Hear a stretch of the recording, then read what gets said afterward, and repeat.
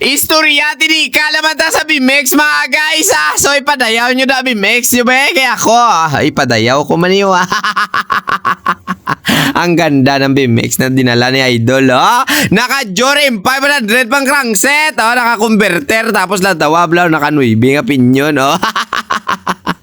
At syempre mga guys, dahil nga nagsasawa na siya sa ganong sit-up, lantawa, meron naman siya guys, hub na naka-DK yung brand, tapos may pinyo ng kasama, and then, yung chainring, syempre, nagpalit, shoutout kay Idol, pumunta talaga dito sa may shop, kay gusto yung magpakombinar, kasi mga guys, nung dati daw nagpa-ubra sa iba niya shop, so yung ginawa, kinamul-kamul lang yung pag-ubra, ayan na, hala, unang gamit niya pala mga guys, nagkalahok ka sa mga radyos Gago! Nagkalatang-tang ayambot na lang gid So bali yung gagawin natin mga guys, syempre magpapalit tayo ng chainring bago, magpapalit tayo ng hub na bago, may pinyo na, syempre magsusugpon tayo ng kadina kag ang iyang grip nga branded mga guys, ikabit natin, di ba la?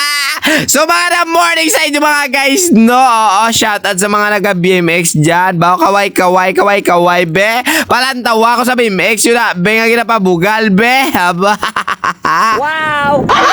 So balik ubra na mga guys. So balik yung unang gagawin natin dito, magbabaylo tayo na kanyang chainring, tapos request ni Idol mga guys pag mabalik daw mamaya, siyempre dapat daw malinisan yung madungis niyang bike para daw ma-feel niya daw ang bike niya. Tiambal ko sa iya, okay Dol, akong bahala sa bike mo Kag isa pa ang request niya mga guys kung ikabit daw ang kanyang chainring, i-align kita talaga sa kanyang opinion. Tiambal ko siya, sige makakaya ko gagawin ko haba.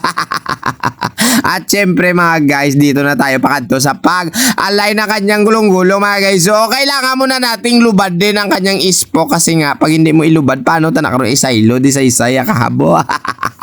Ayan naman, ano nga utok mo man. So padayon tayo mga guys, matapos natin sudlan ng spokes, kailangan mo nang balayin natin before natin i-align. Tapos mga guys, si Boy Alublak insugo kang hugasan ng yakadina, kay mamaya susugpunan namin, and then siya na rin bala magpalit ng chainring dahil ako dito nagbabagay pa, di ba la?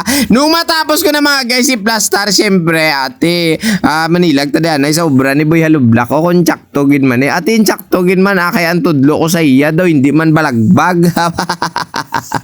Tapos mga guys, siyempre matapos natin takda ng chainring, ibabalik na natin kag siyempre ging plastar ko gida mayo nga hindi siya magbalagbag pakadto sa iyang opinion ganyan tayo mga guys mag sit up, di ba la? So natapos na mga guys, so wala naman kamo ihamba, so thank you so much hasta na si Maninoy ninyo didre kay man na enjoy na kamo, tama na sobra na yan pata.